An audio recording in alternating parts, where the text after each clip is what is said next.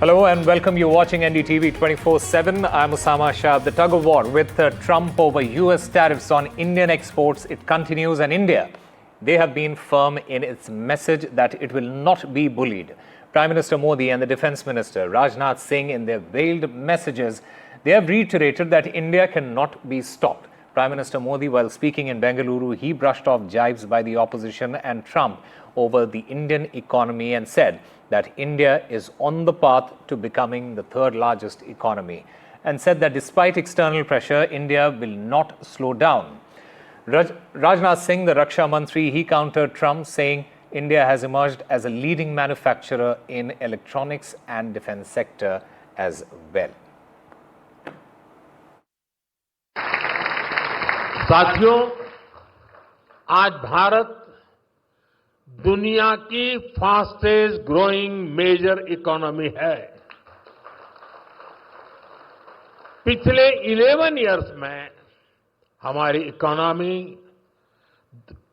10वें नंबर से टॉप 5 में पहुंच गई।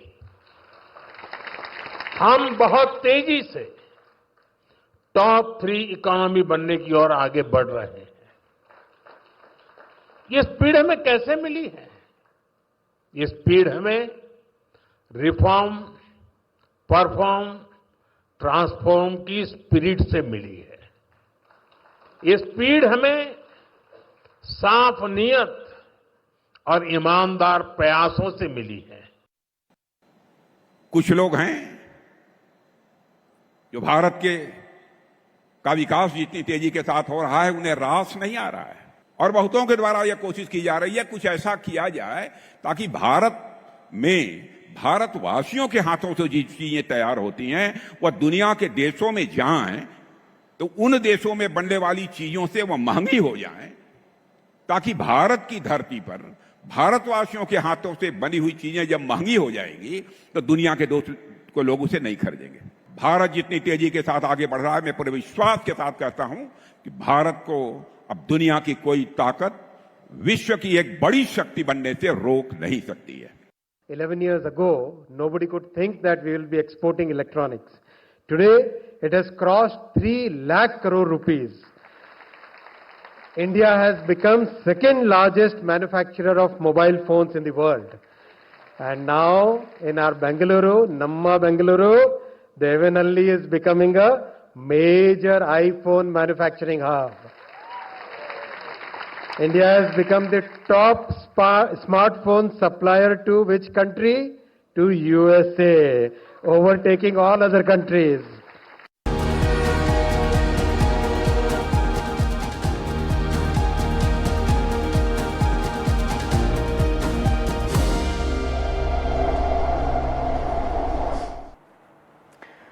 It was a mega Bengaluru blitz from the Prime Minister Narendra Modi. The much delayed yellow line of Namma Metro, it is now a reality. A long wait for the city, it has finally come to an end as this vital lifeline begins operation, promising to ease traffic, connect communities and transform daily commutes. The Prime Minister, he hailed it as a boost to Make in India and called Bengaluru the symbol of a rising new India, putting the city firmly on the national as well as the global map.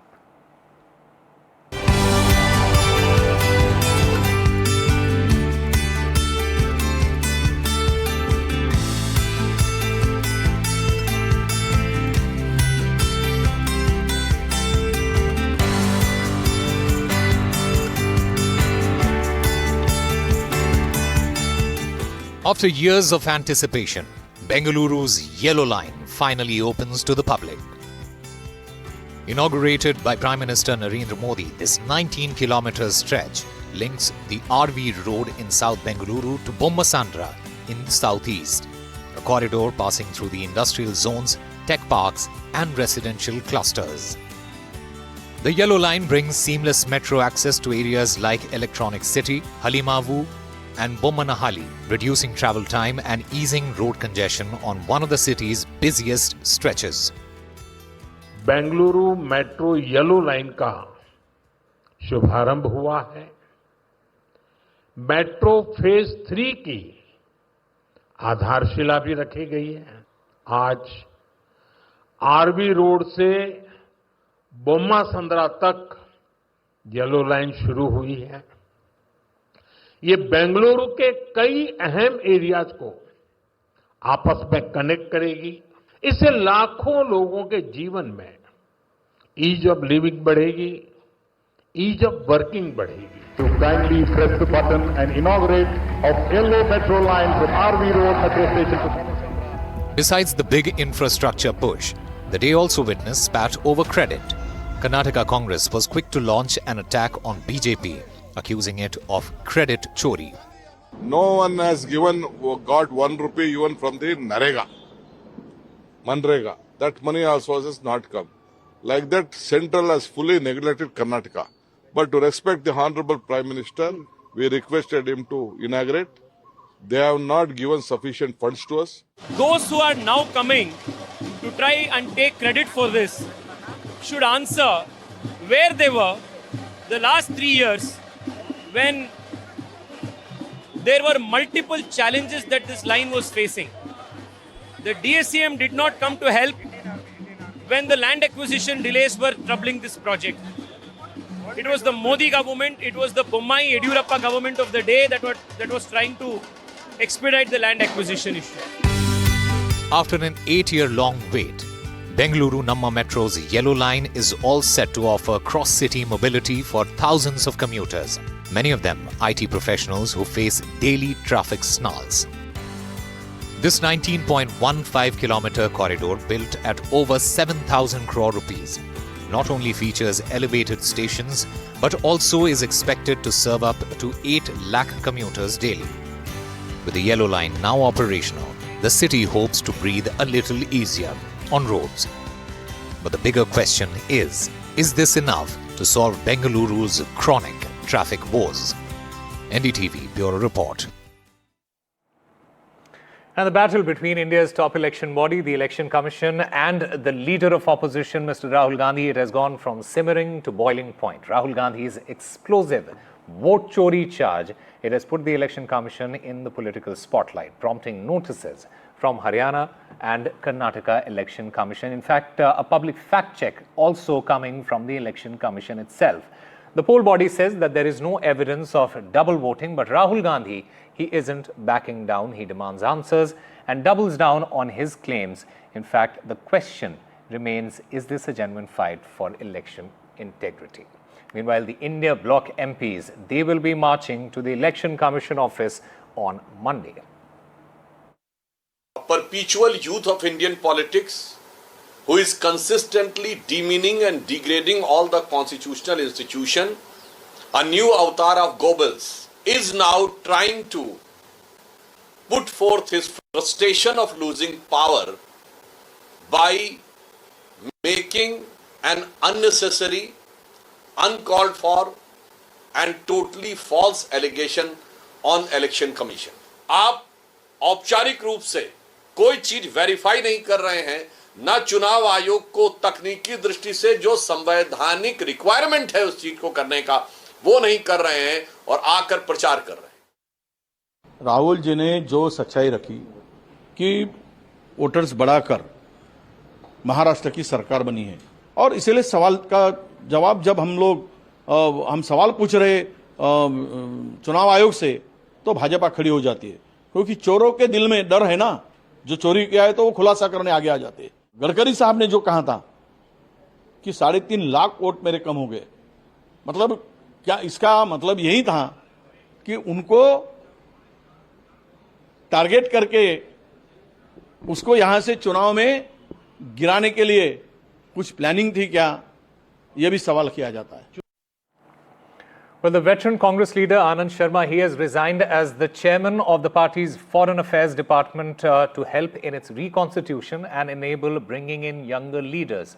The former union minister, he led the department for around a decade as the National Committee of Department of Foreign Affairs, and it was last constituted in 2018. In fact, he says, and I quote, "As I have conveyed earlier both to CP and Chairperson CPP, in my considered view, the committee needs to be reconstituted to bring in younger leaders of potential and promise that will ensure continuity in its functioning." We'll slip into a very short break. More news and updates on the other side.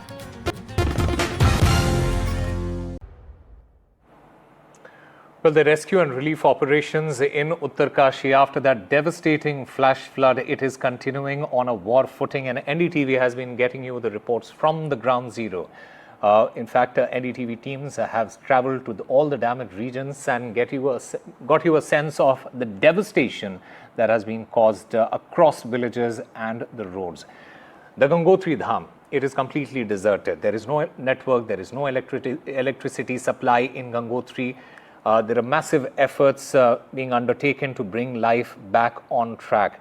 Multiple teams, including the SDRF and NDRF, they are continuing the rescue operations. In fact, speaking to NDTV, the survivors, they recounted the night of horror.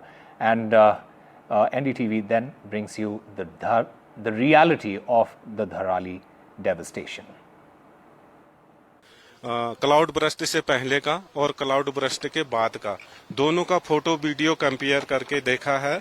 उसमें जिसमें वो cloud burst होकर के उसका first threat आ रहा था, थ्रेस जो आ रहा था, तो वो वहां पर मूवमेंट कर रहे थे लोग। तो मूवमेंट करते ही जो है यहाँ पर होटल था, इस होटल से वो लोग यहाँ पर दबने की संभावना है। उस संभावना को एसेस करते हुए हम यहाँ पर जो है डिगिंग कर रहे हैं, जो कि सस्पेक्टेड जगह है।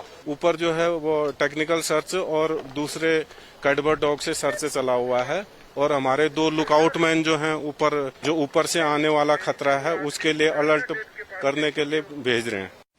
In a major success to the army officials and the BRO, the connectivity between the rest of the Uttarakhand region, which is Haridwar, Rishikesh, which connects to Dharali and Harchal region, had now been established. Let me show you these visuals. This is Bhagirathi River, which is flowing across, and the army officials and BRO had been able to complete the construction of this iron bridge by this afternoon. Certainly, those people who wanted to walk and cross this bridge, the permission has been given, but as of now the vehicular movement has not been started, but the officials had been stating that the vehicular movement will start by this evening or tomorrow morning, and certainly it would be a great help to the army officials who wanted to take the earth moving equipment towards the Dharali region, where a massive flat flash has arrived. Remember this road, and there are several such roads, bridges which were completely damaged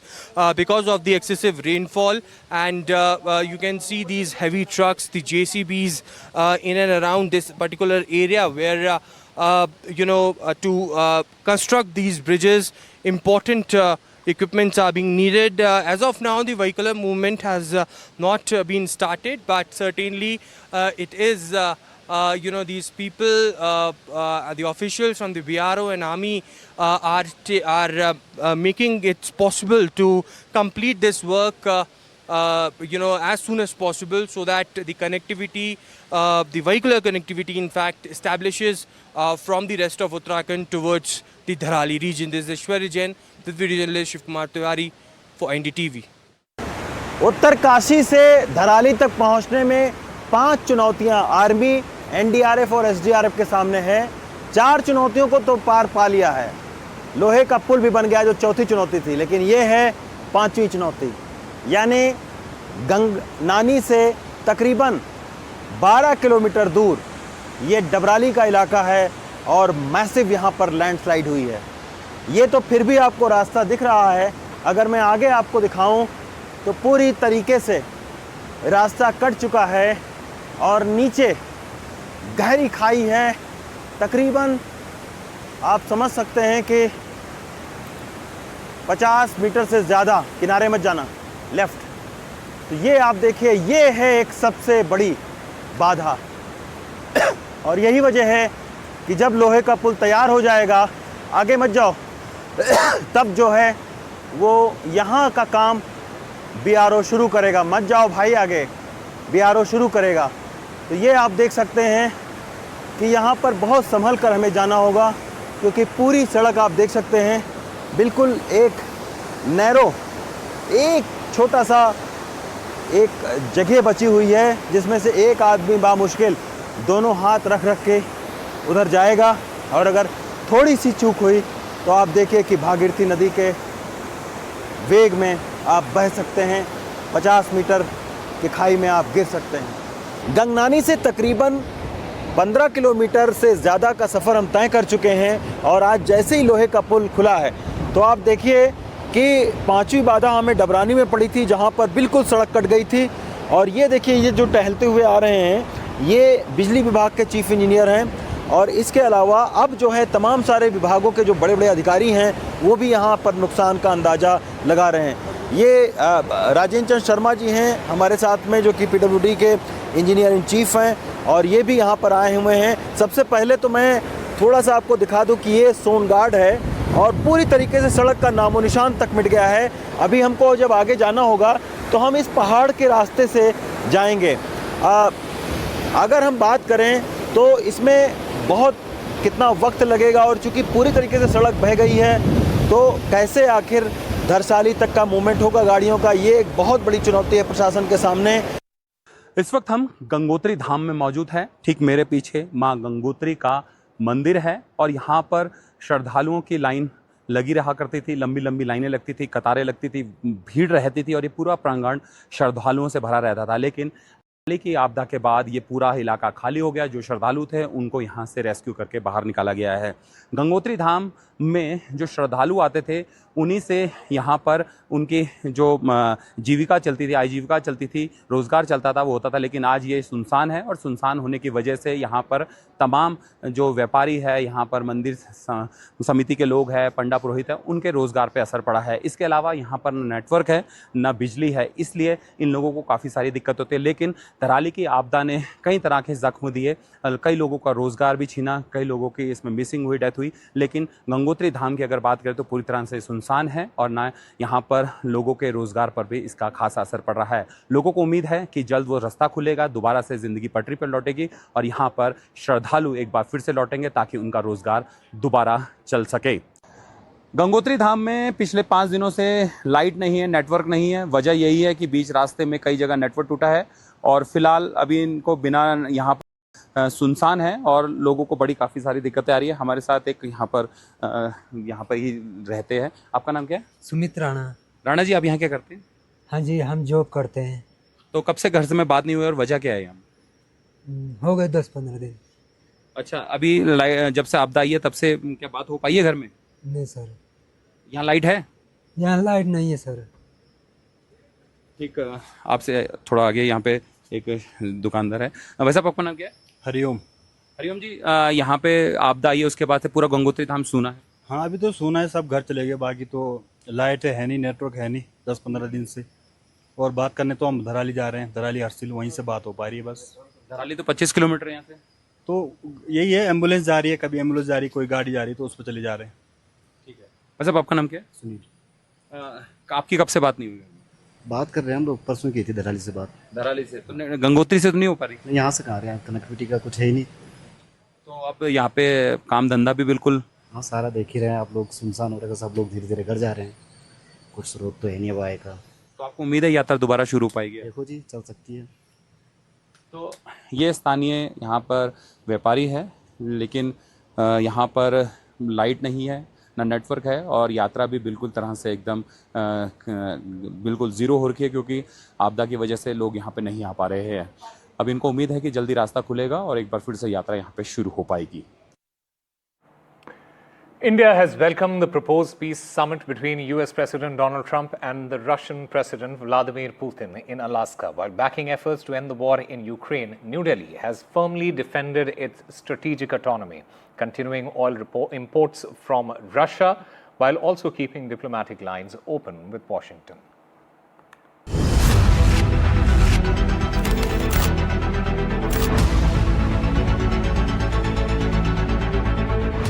Hours after Donald Trump announced his meeting with Russian President Vladimir Putin, India issued a measured endorsement.